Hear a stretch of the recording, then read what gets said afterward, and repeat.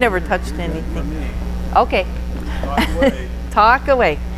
Okay, so we started off, if you remember, there's lots of things we could do for laying foundations of shared ministry. It isn't just coming together and finding out how the nuts and bolts work. It is about learning spending time together, being together, and developing some trust was our first key to a successful shared ministry.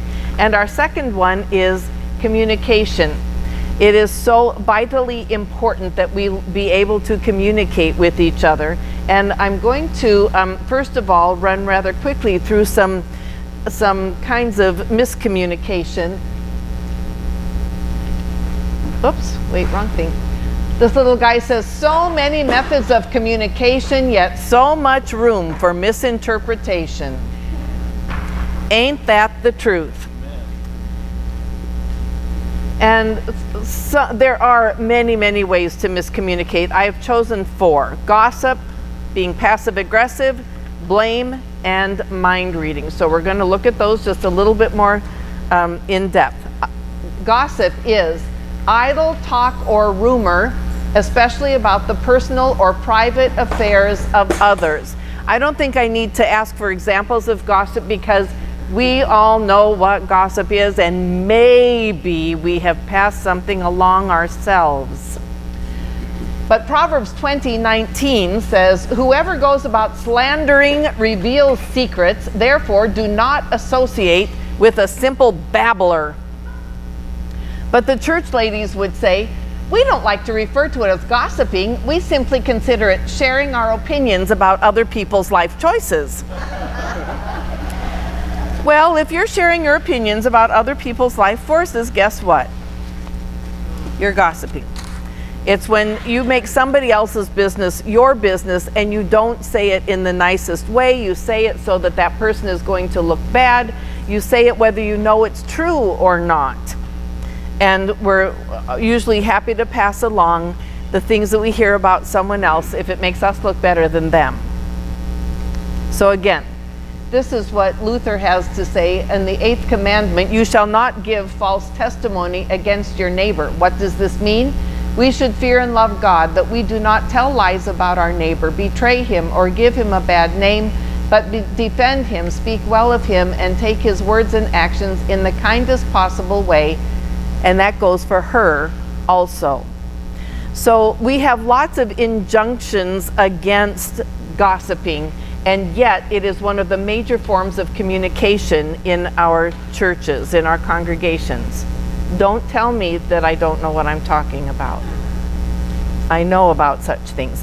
So this gossip is one form of miscommunication, and it is very destructive in a congregation. If some rumor starts going around about someone and it gets passed along in a congregation, it can be absolutely detrimental, not just to that person, but to the whole congregation. If one part of the body hurts, we all hurt. Passive-aggressive.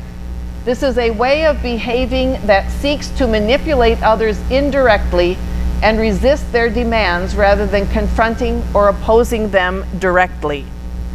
I happen to be of Swedish descent, and I have found that most people here are German, but Scandinavians claim passive-aggressive. We just do this really, really well. And probably one of the main things is to have something will be happening out here, and it irritates the heck out of me, but when they ask, I say, I'm fine, I'm fine. No, it's okay, you just go ahead. No, I'm not going to be able to do that. Instead of just saying, I don't like that idea and I don't want to be part of it, I say I'm fine, but I'm going to get back at you by then talking about it with other people later, and I'm not going to really take part in it, and I'm going to throw rocks to keep it from going smoothly because I am passive-aggressive. I look like I'm passive and okay on the outside, and on the inside I'm angry and I'm going to stop you. This guy says, how many passive-aggressive people does it take to change a light bulb? You'll never know because they unfriended you and blocked you on Facebook by accident. Being passive aggressive is also a way of stopping good communication in congregations. Again, if you have a problem with something, you've got to be able to say it. Everything can be worked out. Everything can be worked out, but you've got to be honest about it, and you've got to get the real issue on the table and talk about it honestly. Next, the blame game. It's his fault, it's her fault, it's their fault, it is not me. We have some excellent models for this these days. It is never anybody's fault, but it has gone back a very long time. And the man said, that woman whom you gave to be with me, she gave me from the tree and I ate. And we all know what Eve said. It was that serpent that came, right? It wasn't my fault. I got somebody else to blame about that. Fourth, mind reading. Believing you know what someone means without asking for clarification. Oh, that's a cool picture. It's just like, you're going to know what I'm talking about. We do the mind game when we talk in half sentences, or we say something cryptic and then say, well, you know. How would you know? How do I know what you're talking about if you haven't given me any subject, object, or any way of relating it together? I don't know what you're talking about. And most of us, because we don't want to cause any problems, we just go, oh. And you don't have a clue. And then that person says, oh, well, they agreed with me. And so then everybody thinks, oh, you agreed with me. And so now we're all going to do it because, and you became a complicit partner in something that you have no idea was. When it gets explained to you, you're like, oh, I never heard that. No, I don't think that's a good idea. But you've been playing mind reading games. So here's a little lesson. One beat up raggedy old dog saying to the other, did you know that when a cat wags its tail, it means something completely different? If you don't know, if somebody comes up to you wagging their tail and you think that they're wagging it like a cat, but they're wagging it like a dog, you could be in trouble. You've got to ask for clarification. When you're giving information, state the subject, state the object, state the verb, get it all out there, give more details than you might think is needed so that people know what you're talking about, and complete your sentences and talk to each other so that you all know what it's about. And if you don't understand, ask for clarification. Oops, I went too far, wait. So tips: when you feel insulted or slighted, your first assumption needs to be that there was miscommunication. What do we usually assume? That person lied to me. That person is out to get me. That person is, right? They don't like me. They've never liked me. Instead of assuming that there was some kind of miscommunication, the first assumption needs to be there was some miscommunication. That way, you're going back to the 8th commandment also. You're putting the best interpretation on what has happened, and you're not attacking the person directly. I don't think that we're talking about the same thing here. Let's assume that it was miscommunication and not a purposeful way of undermining. And then ask them to repeat what they said using different words than they used the first time. And if you're still feeling insulted, if they're like, no, I meant that, ask again. Are you saying, you keep trying to get the communication cleared up. You are not good at mind reading. Ask them about it. And you know, it might be, the bottom line might be that they are insulting you. And that brings us into just a different realm of dealing with that. But not everybody is going to like you. And you will have to work with some people who have insulted you or hurt you in the past. There's ways to get through that, but only if you're talking to each other. And it might take someone else, it might take a pastor coming in to help with some communication issues, and it might take you, so that there's some ways of, there's triangling that's bad because I don't like what you're doing, so I talk to him. And I think he should talk to you, and then you should change your behavior. But I'm not going to talk directly to you. Well, in the meantime, somebody's in the middle that doesn't know anything about it and probably doesn't care about, like I do about this. And so that's a bad kind of triangling. But there can be drawing a third person in if they're going to be an agreed upon mediator to help us get through this, so that we can get past what the roadblock is and get on to being constructive.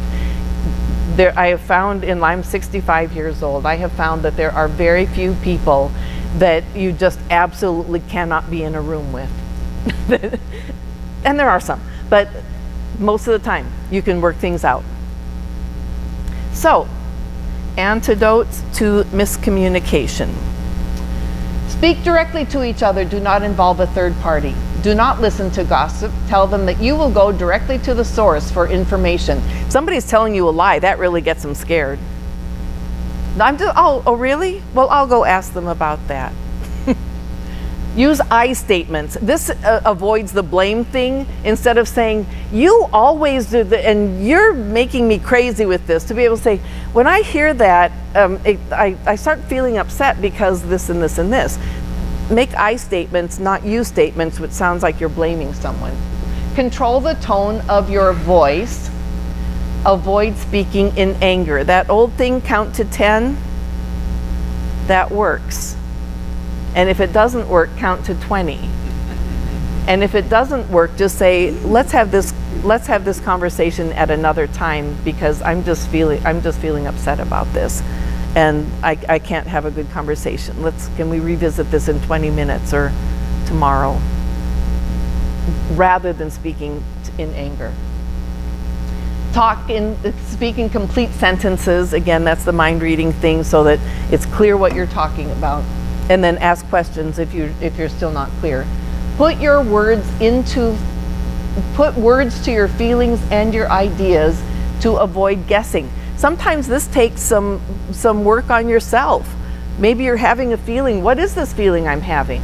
If you don't know a name for it, then you need to do there's all kinds of charts now with like emoji faces and things that help you identify, give you names for certain feelings. So if you don't know the name of the feeling that you're having, take advantage of that and start to identify what your feelings are so you can tell someone else. So if you're angry, you can tell them. If you're disappointed, you can tell them. If you're confused, you can tell them. Otherwise, it looks like all the same thing. And it might feel like all the same thing. But it keeps people from guessing and mind reading what you're trying to talk about. And look for common ground. Man, I have found this to be so helpful. Build bridges, not walls. We are experts at building walls and not so good at building bridges. But if you learn to say, even if you don't like something somebody brings up at a meeting and you think it's the stupidest idea ever, the first thing you want to say is, no, but. What if you tried saying, yes, and? Yes, and. Yes, I hear you, and talk to me further about this, or what about this thing here? How would you work that out? Or so that you can start having conversation about what your concerns are without just saying, oh no, that's never going to happen over my dead body. Think of yes, and. My response is going to be yes, and. What is it that I need to know more about? And then can I get on board with this? It makes all the difference in the world. So those are just a few antidotes to miscommunication. There's a whole lot more that can be done and said. There are all kinds of communication workshops out there. It's a big thing these days, not just in the church, but in business. So there's all kinds of resources. If you need help with this, get someone in to help you with it, because it is vital to the health of a congregation, so you don't have all of these undercurrents going on. And again, if you are not healthy within your congregation, you are not going to make a good partner for somebody else. That has to come first. We have a few things that we want to spend more time on than miscommunication.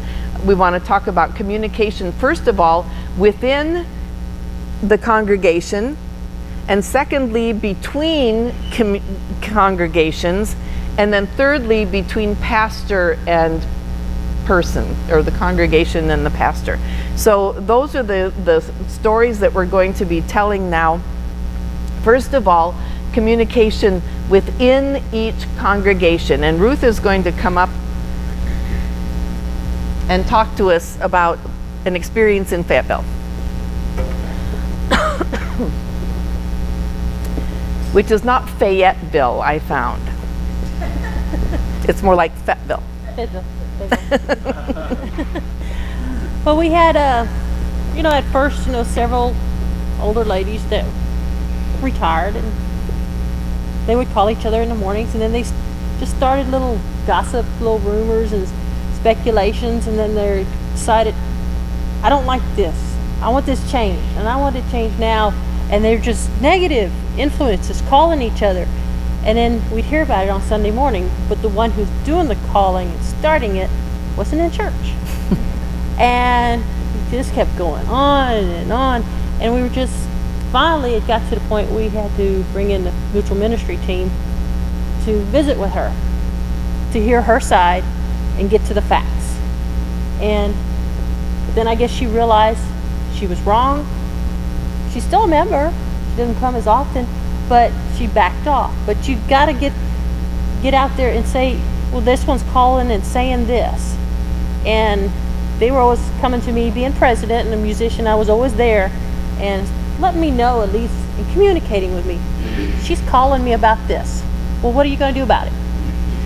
Let's talk about it. Let's get to the facts. And it got to the point where we had to bring in the team, and you just, negative gossip, you've got to just squash it, you just state the facts, you just don't feed it. It just stopped, like they tried calling my mom.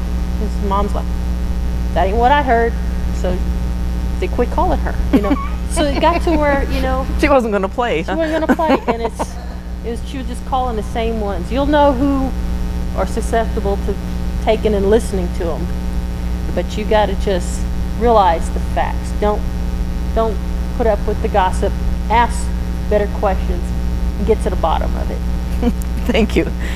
In the church, we never want to ruffle feathers, right? We're afraid we're going to upset that person, and you just have to learn it's okay to ruffle some feathers along the way, and they have to be held accountable for what they're talking about. When I came, there was one person in particular who was getting all these phone calls, and I said to her, just tell them to call me.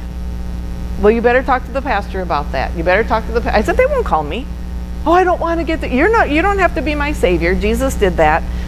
Just tell them, call the pastor. We better talk to the pastor about that. I said, they won't. I've been doing this a lot of years. No one has ever called me. They just, all they want to do is gossip with each other, and you just have to take that power away so that they get heard. And as we said before, if they have to leave, then they have to leave. If that's what's going to make the health of the congregation. But if you have to hear them and let them know that they don't have the power to drag everybody else down. Sharon has some communication within this is where you get to tell that story. That's okay. I am going to go back to that change of leadership. I'd spoken earlier about the matriarchs and then giving the leadership to the council. About a year ago, we did have a change in just our council leadership. And that just was not a smooth transition, let's just put it that way, okay? You're so diplomatic.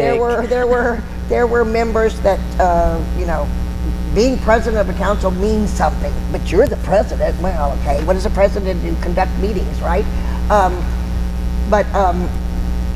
We, like I said, we brought in Pastor Marsha. What she presented earlier is something that we did at a round table ourselves.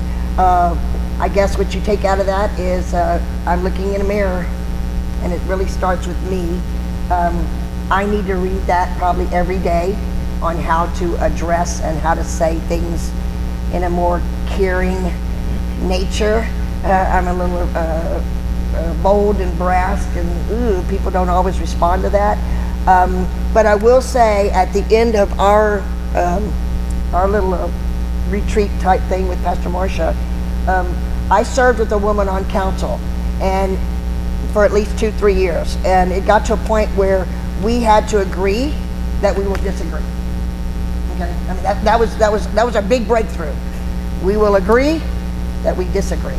At the end of this little meeting, she looked at me, and we were supposed to say something about some person, and write it on a piece of paper and give it to you. I don't recall the statistics, but what she told me was something that I didn't know how she felt about me playing the organ. She liked the way I played the keyboard. Never before had she told me that before. Maybe if I'd heard that 3 years earlier, maybe our relationship wouldn't have been just agree to disagree. I don't know, but it was just that bold statement that made me feel good, and it developed our relationship. Okay, it built on that. The other thing within our congregations is that we have council retreats. That's where we kind of set our vision. The SLM council attends, all the church councils attend. We sit there and plan what our vision is. Whatever our last one, we did roadmaps. The beauty of that was we had another church from LaGrange that was not part of our SLM. We did just like you. We sat in the tables, we collaborated, we talked, and then each church, Ellinger had to do their thing. Well, I get up and I go over here to Warrington. I mean, oh my gosh, they had another goal or something on their roadmap that Ellinger did.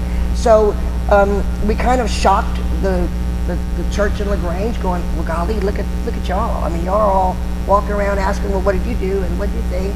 And we were still sharing, even though we were individual churches, we were still sharing within our SLM. And that just kind of gives us some vision and guidelines for where we want to go in the future.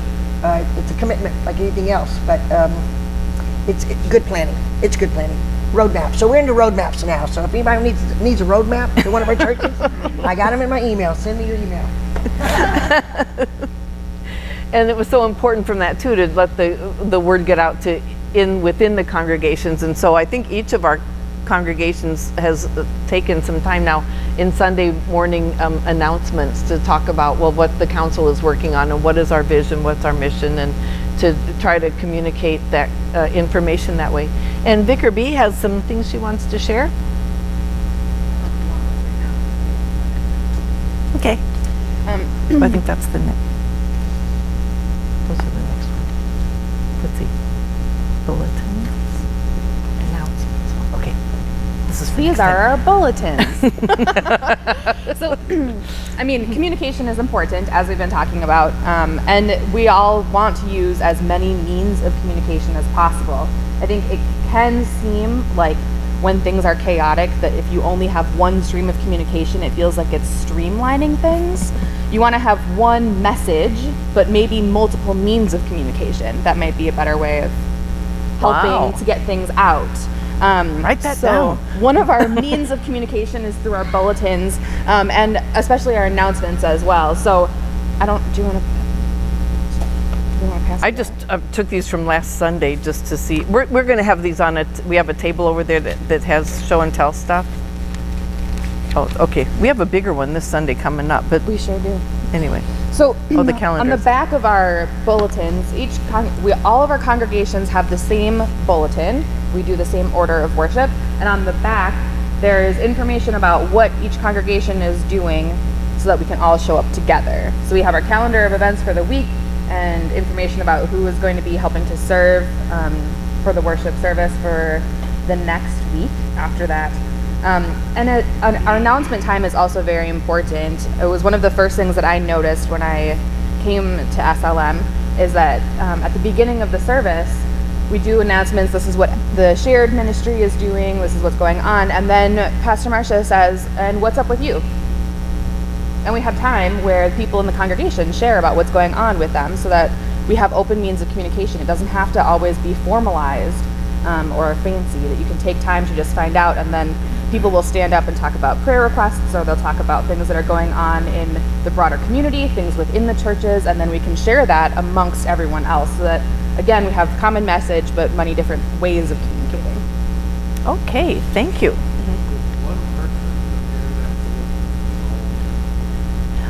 Yeah, that's an administrative question. I realize that for those who weren't with us last time, how many of you were at the one in February that we did? Were. Okay, so, but there are some that were not. We have, so there are 4 congregations, but we have an office. and I'm the pastor, and we have an office administrator and a financial person. It's the same person, our office administrator and the business manager. And so she does our budgets and our finances, and she creates bulletins and newsletters. We do a joint newsletter, we do a joint bulletin, we do everything we do is joint, although we do have some things. For instance, I have a brochure on that table for about the St. John's in Warrenton has a columbarium. So does St. John in Ellinger. And so we have this brochure that I just kind of grabbed some things from the office. That's the one for Warrenton's columbarium. And so we publish the things for each of the churches that they have coming up, flyers for fundraisers, tickets for fundraisers, things like that. So we have to have an office person who really knows her stuff and can do a lot of that. And every time our office manager just resigned, has given us till the end of the month, but we'll stay longer if we need her to. But we, one of the things we talk about each time this comes up is, do we need to separate those two jobs? Because we look for a very specialized person who is excellent at doing Word, Publisher, all those things on the computer, but then also all of the financials, which includes an operating shepherd staff, which keeps track of all of our members and births and deaths and money and database. Yeah, it's our church database, but we also use Quicken and we use Excel, and so we demand a lot of our office person, and so we keep every time the job opens up, which is this is just going to be the third time, but we're asking, so is there that person out there who has all of these skills? And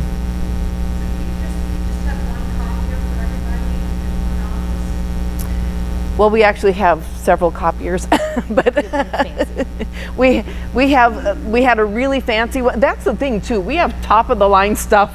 We have top of the line computers and laptop and printers and things, because we say we're small but mighty, and we don't want to look like a shoddy organization. You know, it's 4 churches together. We want our stuff to look like we know what we're doing, and we want to attract people through the stuff we put out. We plaster our logo on everything, so you know, we want it to look good. So we have top of the line printer. When the last one ran out, the lease on it, thank you, ran out, we moved it to the other room, but we kept it, and we got a better one that we're used for everything, and then we still use the other one, plus we have a couple of smaller just individual printers. So we have a fully equipped, well organized, well-equipped office, because this is a priority for us, and we generate tons of paper. I'm gonna put this on the table over there if you want to take a peek at the bulletin. And those you're welcome to take, and she's going to talk about these in just a little bit too. So that's within the congregation, we have to have ways of being able to communicate with ourselves, so our members are on board with what we're doing.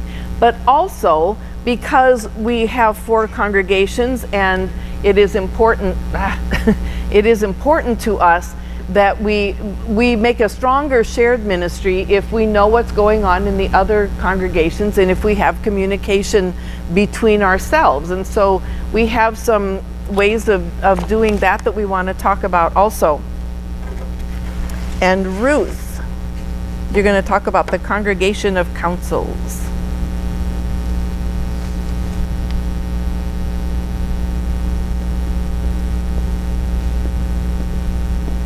All our councils meet on the 3rd Tuesday of every month. It's a set time, 5:30 is what the shared ministry meets, and you have 2 representatives from each church. And they'll get together, discuss highs and lows, and do all transactive business. Well, then after that meeting is over, then we all meet together in the sanctuary, do a little devotion, do our highs and lows, and we get to know what's all going on. Somebody stands up and talks about what all is going on, and the president of the shared ministry will say what they discussed, and then a way you can break into your own congregation, have your own meeting with all your stuff, and then the pastor rotates, and comes around to all four. So when she comes in there, you stop and let her speak what her part is, and then we'll tell her what we need to tell her. So we're all informed and we're all together, and you just need to communicate really good and know your highs and lows and get focused on shared ministry and your shared mission and everything going on in your church at that time. Every now and again, this council will go and talk to that council because didn't you do this once? We're talking about this, and so it's kind of nice to all be together. Okay, thanks. Well, so SLM starts at 5:30. They meet for 1 hour. Then we have a half hour for the congregation of councils for all 5 to be together, and that's for sharing time. Sometimes that goes a little bit longer. Last year we went through Peggy Hahn's book about, thank you, the Sacred Valley. Oh no, I shouldn't have gone there, I forgot. Yeah, the Sacred Valley. So that took a little bit more time because we wanted to, here's what was in this chapter, and then talk amongst yourselves about that. But so I would say by 7:10 anyway, they're in their own councils, and so they just go to separate places in the church and have their own council meeting, and then that can last as long as they need to meet.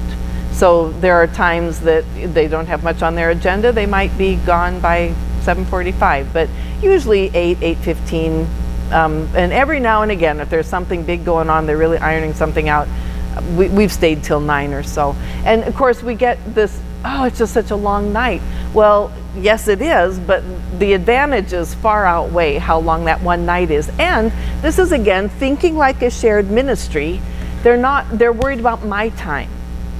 It's for the, otherwise the pastor has to have 5 nights tied up with council meetings. How efficient is that? So it can be one night for 3 or 4 hours, or it can be 5 nights for 2 hours. Yes. Do you serve like a buffet meal or have something for them to chew on over that 5 hours, 4 hours?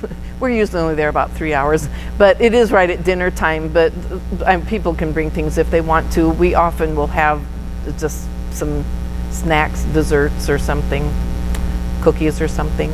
But otherwise, no, really. Hospitality is one of my hot gifts, I'm telling you. So I'm all about providing food and drink and stuff for everybody, but it just isn't that important to them. So again, it's one of the things you can work out, but for our group, it's not that important. But we need to drink every We do. I can say that for my group, that's extremely important, this bonding. It is. I was just gonna say Trinity would never let that happen. Meeting without a meal. They throw a spread. We have, it's just as a bonding time, and I think people are more comfortable that way. They're not hungry, and they're paying attention. And you've been able to, Not worrying about getting out of there so they can have something. right. Especially if they just come from work. And so to me, that is not just a side issue. It's not that they use that hospitality.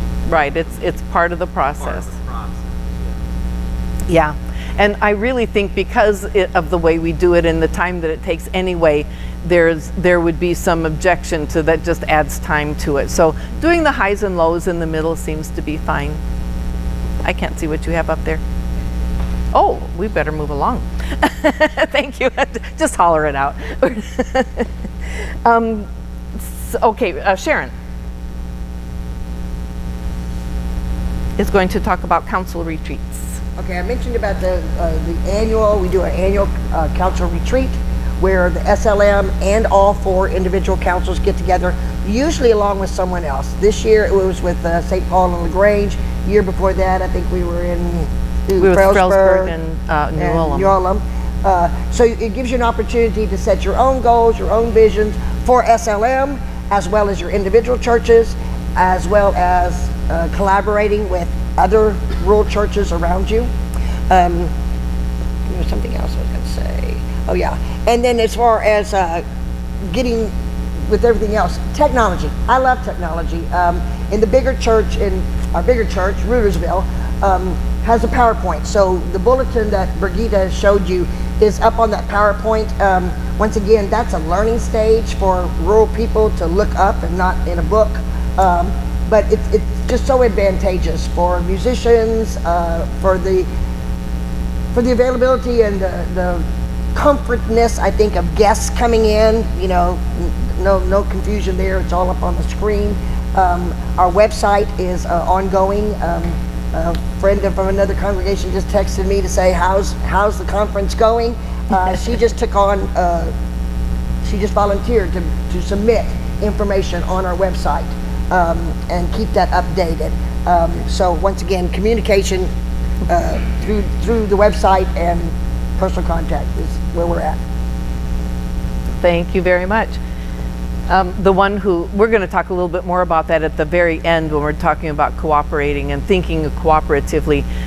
The one who texted her wanted to be here today, but her cousin, they're all related in Warrenton, I'm telling you.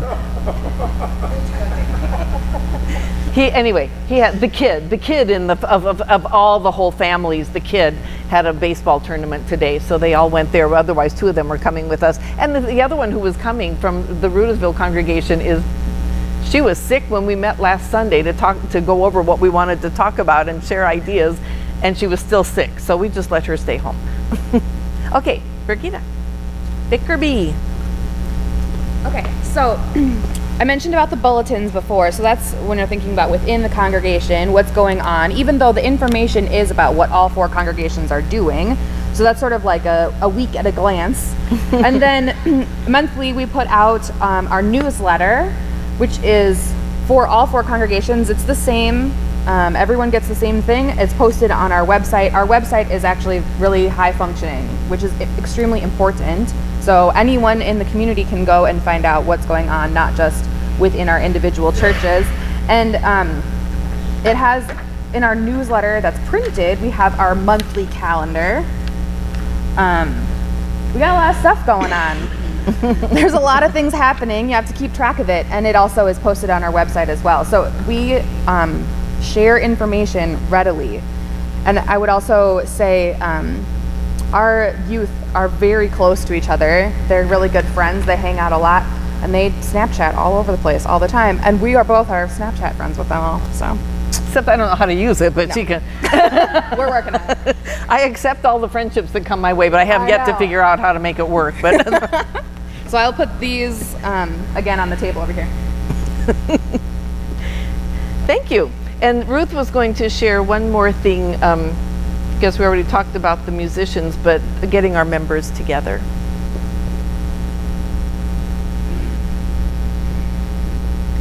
Because you can't have communication if don't get together once in a while, right? Right.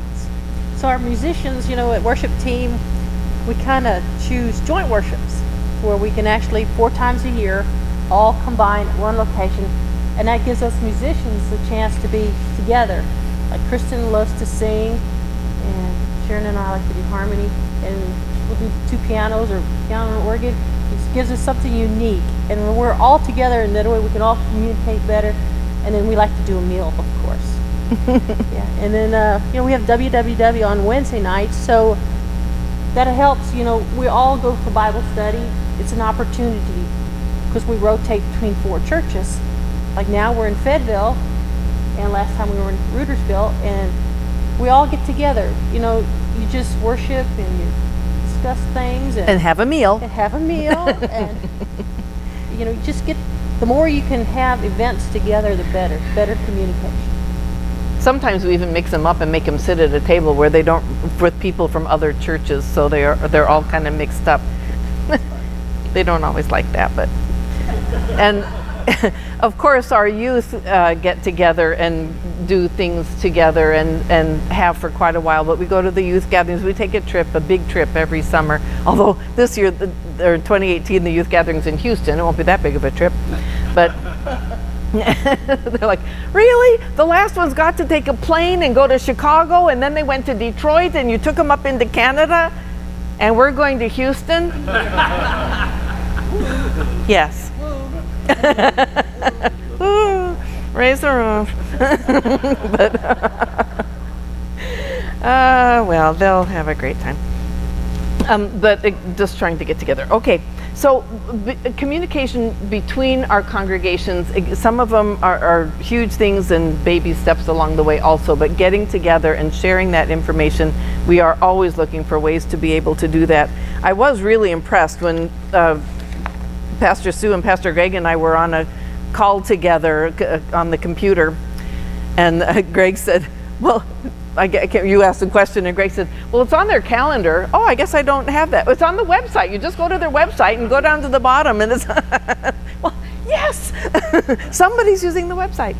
But we do have people who that's the first place they go. It's the thing to do. Okay, last. Pastor and people. First of all, publish the pastor's contact information. So many pastors don't let you put out their cell phone numbers or something. Then get them a work cell phone. Get the information out there. They can't get a hold of the pastor if they don't have the information.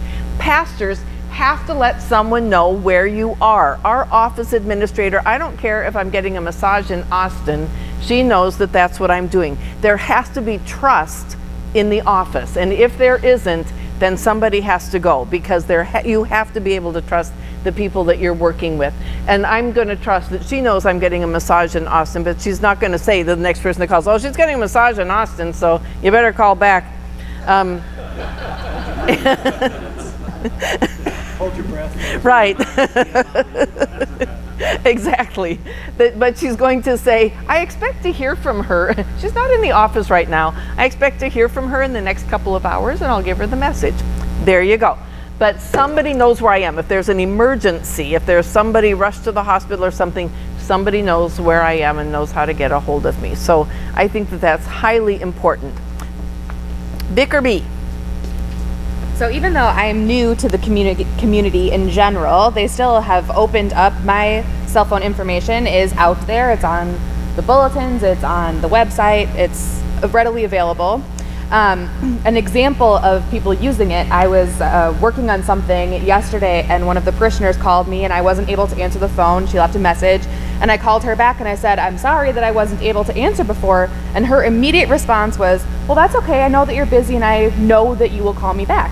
They have no doubt whatsoever that we will reach back out to them, whatever they need at the time. So there isn't an expectation that we are constantly in contact. It's that we consistently respond. Boom. Mic drop. Boom.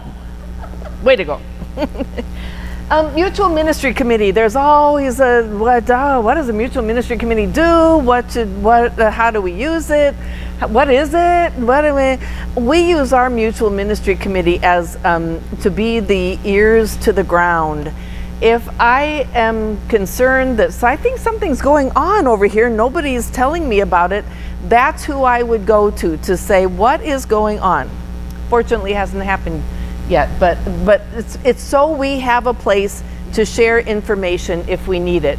If somebody doesn't want to come to me to talk, to say something that is upsetting them or whatever, they can go to Mutual Ministry. Mutual Ministry will talk to me. We'll pass along the information.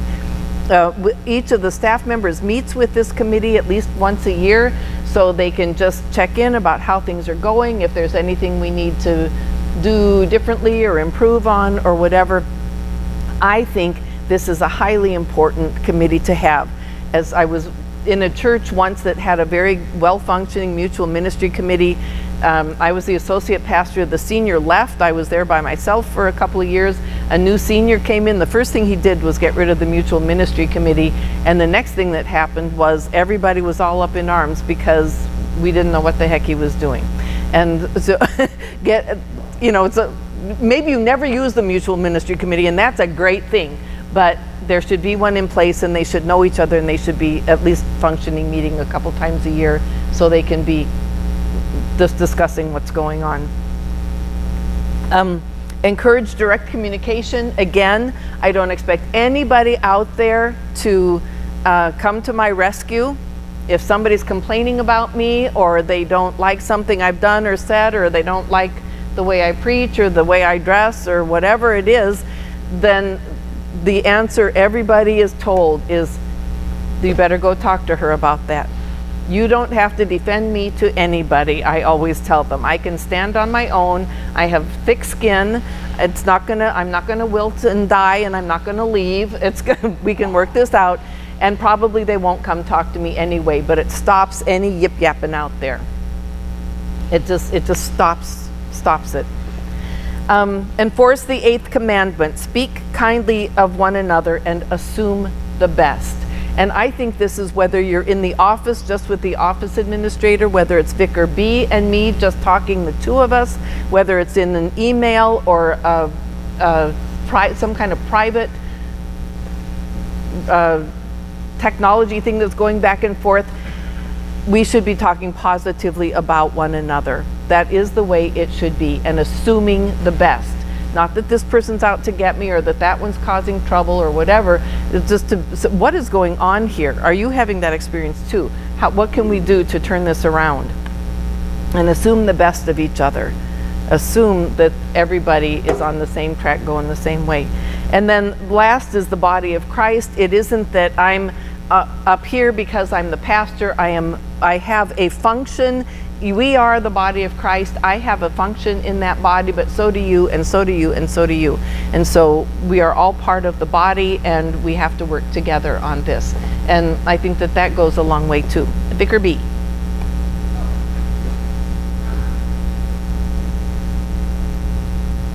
So Pastor Marcia will talk a little bit more about the size of the congregations and how that matters in another session. But it can, as many of you I'm sure experience, it can be hard to break into the family systems when congregations are small, and it's like she mentioned about Warrenton. It's one family, really. It's a big family. It spreads out pretty far, but it can be difficult to break into it. But as the body of Christ, we all trust that information is going to get where it needs to go. So understanding that confidentiality is really important, and keeping things that need to be confidential happens, but there is also an understanding that we do it together. So if someone is in need and they are hurting, there's an understanding that congregation members will reach out to the pastor to say like, hey, this person over here has been sick for the last 3 weeks. Can you go check up on them? It wouldn't be 3 weeks before we would show up, but something's going on, check in on them, go to the hospital. We do that consistently. Whenever you need it, we all work together. She takes hospital days. I do. We share hospital days. We have a schedule. We do. Yeah. Yeah, thank you. Yeah.